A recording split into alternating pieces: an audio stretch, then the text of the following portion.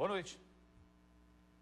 Existe uma pessoa que, embora muito próxima, há tempos não recebe uma mensagem sua. Existe uma pessoa esperando há tempos que você comente com ela sobre suas dúvidas e conquistas, suas trajetórias, seus objetivos. Existe uma pessoa que aparentemente lhe é muito íntima, mas há tempos você não compartilha nada com ela. Existe uma pessoa que você deveria amar por demais, mas nenhuma curtida sua ela tem recebido. Existe alguém cujos inúmeros selfies com você estão espalhados nas redes sociais, mas infelizmente muito pouco você sabe sobre yourself. Existe alguém esperando há tempos muitas respostas sobre o que você está pensando. Existe uma pessoa que verdadeiramente quer ser sua amiga e há tempos espera que você a adicione em sua mente e seu coração. Existe uma pessoa esperando você. Conecte-se. Esta pessoa é você mesmo. Estamos começando mais uma edição do Hora da Verdade nesta segunda-feira, ao vivo e em cores para todo o Brasil, para todo mundo via internet, tvpox.com.br. Mais uma edição do Hora da Verdade nesse dia 12 de janeiro de 2015. A gente começando o ano sempre muito bem com você, com a sua companhia. E hoje com uma boa companhia também e uma boa entrevista que a jornalista Natália Carvalho apresenta para a gente. O ensino à distância é uma modalidade de educação que cada vez mais oferece opções aos alunos. São cursos livres de idiomas ou até mesmo graduação e pós-graduação. O EAD tem sido escolhido por pessoas que buscam investir o tempo de deslocamento nos estudos. Muitas outras questões levam à escolha da educação à distância, mas o que muita gente não sabe é como funcionam esses cursos. Imagine que você está decidido a se inscrever em um curso livre ou no vestibular, mas ainda não sabe exatamente como funciona na prática. Para esclarecer dúvidas sobre o tema, recebemos no Hora da Verdade de hoje o professor Rodolfo Bernardi Neto, gestor do polo da Unicesumar Poços de Caldas. Professor Rodolfo, então, é o nosso entrevistado, o seu entrevistado pelo 37216955 ou através do nosso endereço eletrônico jornalismo@tvpox.com.br para a gente entender um pouco o que é a educação à distância, não é? Então, a gente tem aquela questão do cursos presenciais e a educação à distância que tem conseguido, com certeza, atender, né, às muitas necessidades de muitos alunos por todo o Brasil e em Poços de Caldas, claro, não é diferente. Para falar sobre esse tema, então, a gente conversa agora com o professor Rodolfo, agradecendo a presença dele. Professor, muito obrigado pela sua presença aqui. E a gente está próximo para falar da educação à distância. Eu que agradeço, William. É muito bom estar aqui conversando sobre educação à distância. Meus cumprimentos a você, parabéns pelo programa. Meus cumprimentos aos telespectadores da TV Pós que estão aí. Estamos abertos a quaisquer perguntas que vocês queiram fazer. Estamos aqui para isso mesmo, né, Com William? certeza. Muita coisa se fala, mas vamos começar pelo básico, né? Às vezes vamos começar pela definição. O que seria educação à distância como um conceito? Eu queria aqui deixar claro para você, William, e para os nossos telespectadores, que educação à distância, em princípio, parece coisa nova, mas não é. A educação à distância tem como base principal o distanciamento entre o formador e o aluno. Ou seja, o professor está não fisicamente presente no mesmo espaço do que aquele que aprende. Se nós voltarmos ao passado, nós vamos verificar que o ministro Capanema, lá no Getúlio Vargas, autorizou a educação à distância nos idos dos anos 30 do século passado. Então, nós pensamos, já tem 80 anos isso no Brasil. Se nós pensarmos, por exemplo, um pouco mais para frente, Instituto Universal Brasileiro, na década de 60, 70, que ensinava técnica eletrônica, gestão de vendas, corte e costura, era educação à distância e continuava sendo educação à distância e qualificou milhões de pessoas no Brasil. Telecurso. Segundo grau. Segundo grau. O próprio Mobral. Mobral, né? Também. Era educação à distância. O que é novo hoje no Brasil é a educação à distância no ensino superior. Isso é novo, porque ele tem 10 anos ou um pouco mais que isso.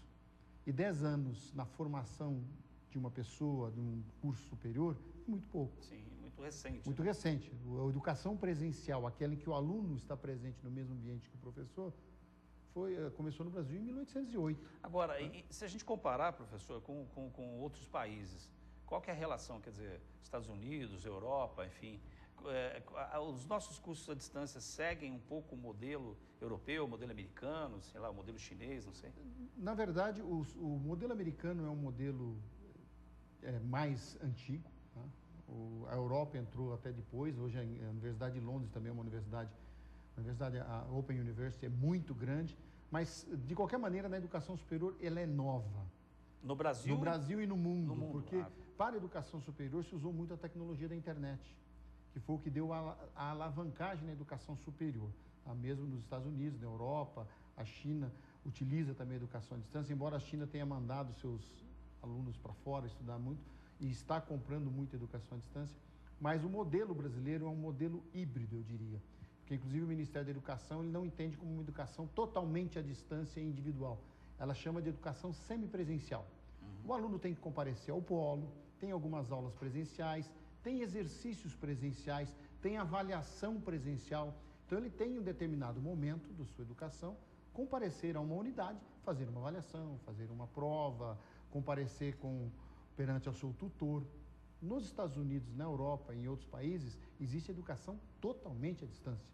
Você faz totalmente à distância, inclusive as avaliações de defesa, e consegue sua graduação, sua titulação, sem comparecer na instituição. No Brasil ainda é um híbrido. Há uma tendência que talvez isso aconteça futuramente, a pós-graduação já é um pouco mais flexível, tem muitos já fazendo com poucos encontros presenciais. O Ministério, inclusive, na pós-graduação, colocou um fator, uma regulamentação, tem que comparecer para fazer pelo menos 3 avaliações presenciais, mas na graduação ainda tem essa característica de ser um semipresencial, mas que dá uma flexibilidade muito grande em relação ao presencial, com certeza. Agora, quando a gente fala disso, a gente faz um link quase que imediato com a informatização, com a internet, enfim. Em nosso país, infelizmente, a gente tem ainda precárias condições de informatização, não é? Os nossos sinais se perdem e tal. Será por isso que, às vezes, as pessoas também não apostam tanto ainda? Talvez muita gente tenha apostado, mas outras não, em relação ao curso à distância, imaginando essa precariedade nossa de internet? William, esse não é o fator determinante de um aluno. Pode contribuir, não. Contribui, mas ainda não tem uma leitura que diga que esse seja um fator importante. Que o Brasil tem problemas de precariedade na nossa internet? Tem. Meu filho passou um ano na Coreia fazendo Ciência Sem Fronteira e ele comparava a internet. E não tem comparação. Sim. Não há comparação. Então, não vou entrar em detalhes em relação ao preço. Há pouco tempo saiu uma pesquisa internacional sobre qualidade de internet. Eu vi isso na Folha de São Paulo, uma pesquisa feita pela ONU. A nossa é muito mais cara, né? E eles avaliaram uma série de quesitos em relação à internet, William. E preço, velocidade, e nós estávamos na 72ª posição. Só tinha 71 países na nossa frente. Imagina.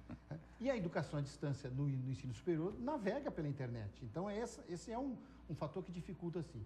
Mas as instituições se adaptaram para links mais leves, vídeos mais rápidos. A nossa aula, o aluno pode baixar, mas a aula presencial ao vivo fica por demanda para o aluno assistir, mas ele não baixa.